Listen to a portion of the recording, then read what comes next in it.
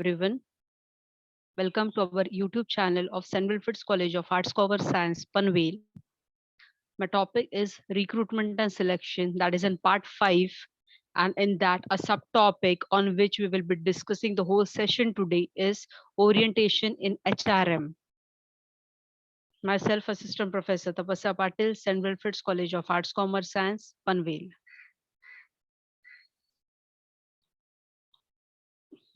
Now, we will be starting with the topic as orientation in HRM, introduction and meaning. Now, what is orientation exactly? Orientation is the process of bringing employees up to speed on organizational policies, job roles, responsibilities, and other organizational attributes and concepts that will help them to transition efficiently into position. Yes, again, orientation is the process of giving ideas, philosophy, information about the organization to the newly appointed employees so that they can adjust themselves with the organization. Yes, the explanation of orientation is same like induction, that those who are the new employees joining in the organization, so we should give the information to them, the ideas, the policies, companies, rules and procedures of the organization is the process of orientation. In the larger companies or for the roles with the greater responsibilities, the orientation process may include the time spent in several departments as well as the specialist learning programs. Yes, the orientation programs have been conducted in the organization exactly for the greater job roles, for the greater responsibilities, so that they would understand, and also the time period of this orientation program may also be lengthy. Somewhat the time has been spent on this, so the newcomers, the new joinees would get each and every information regarding the company. Now, objectives of orientation. Now, why we conduct the orientation programs? Gain employee commitment. Yes, the employee should be loyal, should be committed to the organization. The thing should not happen like the employee has been joined the organization today and would be leaving in 10 to 15 days after seeing the environment and all, or getting in where there would be a lack of information to him, and the reason only he would be leaving the organization. So this thing should not happen. He should be committed to the organization, reduce his or her anxiety. Of course, anxiety should be reduced of the new employees, help him or he understands the organization's expectations. Yes, what organizations want from him exactly, he or she should understand it, convey what he or she can expect from job and the organization. Yes, now what he or she expect from the job or the organization, that should be conveyed properly. Employee orientation meaning. Yes, now there are various meanings in which it has been explained as what is employee orientation. Employee orientation is a procedure for providing new employees with the basic background information about the firm. Yes, about the firm's basic background information has been provided to the employees. Employee information orientation is the process by which new employees are introduced to the practices, policies, and purposes of the organization. Yes, new employees should be provided with the policies, purposes of the organization. We should make them understand. The introduction of employee to the job is also known as induction. It is a welcoming process. Yes, induction follows placement, consists of task of orienting or introducing the new employee to the company. An orientation program should familiarize the new members with the organizational objectives, history, philosophy, procedures, rules, communicate relevant personnel policies such as hours of work, means his duty would be for how many hours, payment procedures, quantiles, fringe benefits, etc. Induction follows placement and they consist of the task of orienting or introducing the new employees to the company. Yes.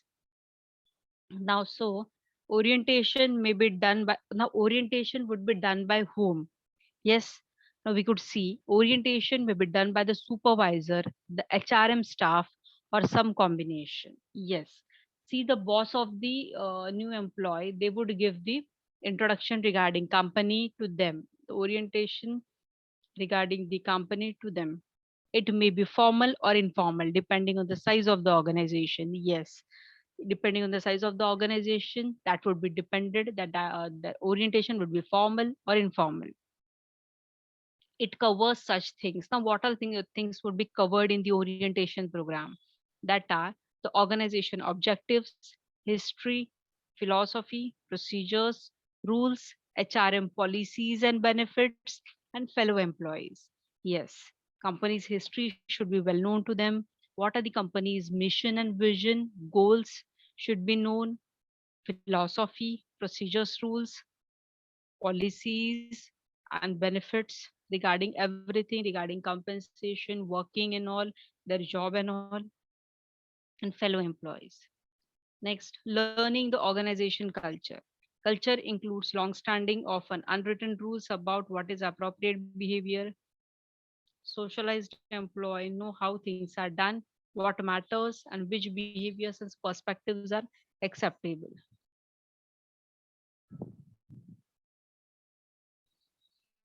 Next, we are moving with types of employee orientation. Now, realistic orientation.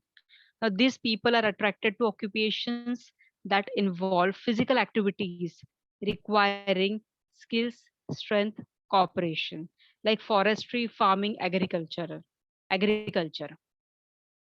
Yes. Now, these people are attracted towards occupation which involves the physical activities. See, if the orientation you want to give regarding this examples, what you have said, like forestry, farming, and agriculture, we have to give it in on field through the wordings. We can just give an theoretical knowledge, but practically physically knowledge you have to give on the field. That is a realistic orientation. Now, investigative orientation. Investigative people are attracted to careers that involve cognitive activities like thinking, organizing, understanding, rather than affecting activities, feeling, acting, or interpersonal and emotional tasks. Examples include biologists, chemists, college professors. Yes. See, investigative people are attracted to the careers that involve and cognitive activities. Now, cognitive activities are what actually that includes the thinking, organizing, and understanding. And for this thing, we could give an examples of the biologist, chemist, and college professors. Next, social orientation. These people are attracted to the careers that involve interpersonal rather than intellectual physical activities. Now, rather than the physical or intellectual, interpersonal, these people are social orientation. Example include clinical psychology, foreign service, social work.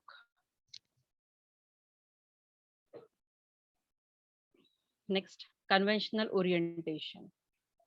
A conventional orientation favors careers that involve structured, rule regulated activities and the careers in which it is expected that the employee subordinates his or her personal needs to those of the organization. For example, accountants and bankers. Next, enterprising orientation. Now, verbal activities aimed at influencing other characterized enterprising personalities. Now, verbal activities we could say which influence the characterize enterprising personalities. Now, examples are managers, lawyers, public relations, executives. Next, artistic orientation. People here are attracted to careers that involve self expression. Yes, now in which people are being involved in the self expression, artistic creation, expression of emotions, individualistic activities, and examples are artists, advertising executives, and musicians. They are the creative ones, and they are being considered in the artistic orientation. Next, Topics covered in the employee orientation program. Now, which are the topics that would be covered in employee orientation program? Introduction. Now, introduction means regarding the organization, supervisor, trainers, and co-workers. First, they would be starting with the introduction part, introduction regarding these things. Next, we should give an information regarding job duties. Now, it provides a job related information like job location, job task, job safety requirements, an overview of job objectives, relationship of other jobs.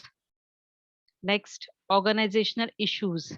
Now, this provides the information about the overall organization. It may include the history of the employer, organization of the employer, name and the titles of key executive, employees' titles, departments, layout, physical activities, probationary period.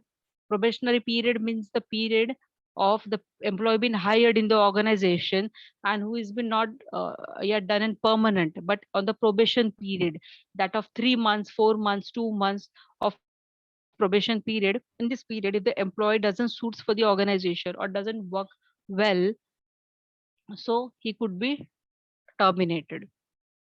And overall of the production process, companies, policies, rules, disciplinary regulations, employees handbook, safety procedures. Next, employee benefits.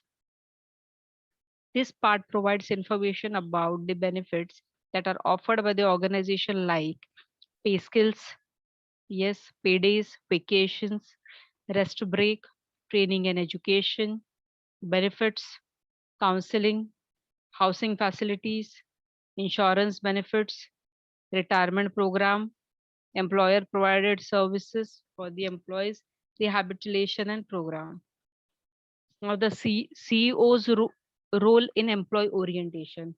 Now what is the CEO's role in employee orientation? Senior management is often visible during the new employee orientation process. Yes, senior management, that is a top management, of course, get involved in this orientation process. CEOs can do what all things. He can welcome to employees, provide a vision for the company, introduce company culture. Yes, what matters exactly,